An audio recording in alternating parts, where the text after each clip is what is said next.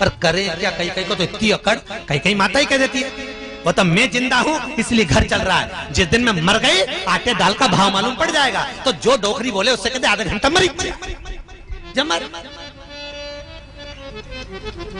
जाए आधा घंटा, क्या हो तुम्हारे कहने से?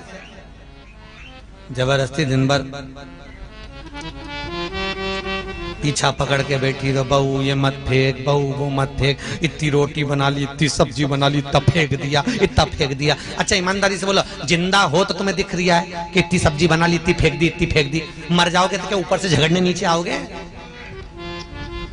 तो क्या करना? शिव महापुराण की कथा कहती है क्या किसको रोइए, चादर तान के सोइए। आग लगे बस्ती में अपन रहे हो मस्त। क्या करना बन गया? संत नामदेव जी के घर में लग गई आग। लोगों ने कहा नामदेव जी तुम्हारे घर में आग लग गई। नामदेव जी ने दूसरा कमरा और खोल दिया। नामदेव जी ने दूसरा कमरा खोला, अग्नि देवता से कहा जाओ अंदर और आओ, इसमें भी आग लगा, जला। गांव के लोग कहने लगे बताओ नामदेव पागल है? नामदेव जी की एक गोदड़ी एक कम्बल हेड़ लिया। रात को नामदेव जी से कहा नामदेव जी हमने ये बचा लिया, लो इसको ओढ़ लेना, सारा घर जल गया। नामदेव जी बोले काहे को बचाया? नामदेव जी ने कम्बल गोदड़ी ली, वो भी पटक, लो प्रभु ओढ़ ले लो, वो भी आग में पटक दिया। पूरे घर में आग लग गई, सब खाक हो गया।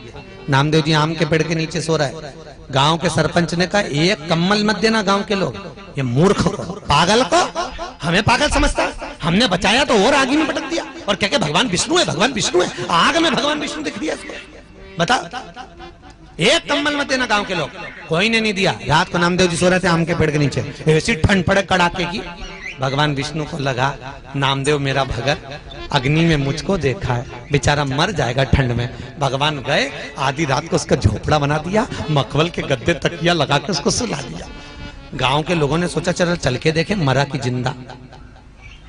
दूसरे दिन गांव का लोग जो देखने गए तो वहां तो झोपड़े में चकाचक मखमल का गद्दा तकिया ओढ़ के सो रिया। गांव के लोगों ने उठा के पूछा नामदेव जी तुम्हारा कोई रिश्तेदार आया था? नामदेव जी बोले मेरा तो एक ही रिश्तेदार वो आया था। हाँ, बहुत जोरदार झोपड़ी बनाई नामदेव जी। ए नामदेव तुम्हारे रिश्तेदार से कह के एक झोपड़ी हमारी भी बनवा दो। नामदेव जी बोले लगा आवाज।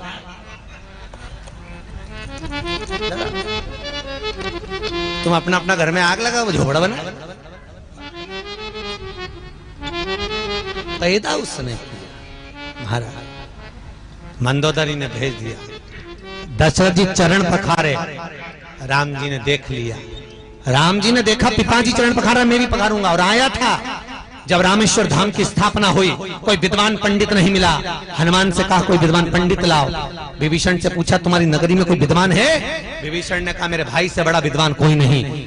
हनुमान जी मंदोदरी के कहने पर रावण को रामेश्वर धाम की स्थापना कराने लाए थे। रावण को, और रावण ने रामेश्वर धाम की स्थापना कराई। राम जी ने रावण के चरण पखारे तो रावण ने आशीर्वाद दिया विजय भव। जैसे ही बोले विजय भव तो हनुमान जी ने कोनी मार के बोला क्यों रे हार गया? रावण बोला हारा वारा नहीं रे, तो तू नहीं तो बोला विजय भाव राम जी को। तो के ये तो गुरु की गादी है, यहाँ कोई भी होता तो यही आशीर्वाद देता। युद्ध के मैदान में तो लड़ूंगा, भले ही के हाथ से मरूंगा पर लड़ूंगा जरूर। अंदर प्रवेश भोजन करा रावण ने। दशरथ जी ने पूछा बोलो दक्षिणा क्या दी? रावण ने कहा दक्षिणा तुमसे काय करूं? जिसके कारण भोजन करने आया, जिसने भोजन बनाकर खिलाया, दक्षिणा वो देगी। सीता को बुला। सीता को बुलाया, जानकी जी सामने खड़ी। रावण सीता को देख रहा, सीता रावण को देख रहे। सीता जी ने पहचाना कि रावण को ये वही लंका का राजा रावण है जिसने धनुष यज्ञ के समय पर उपद्रव मचाया था। आज मेरे यहाँ भोजन करने आया। सीता जी ने पूछा बोलो ब्राह्मण देवता दक्षिणा क्या दूं?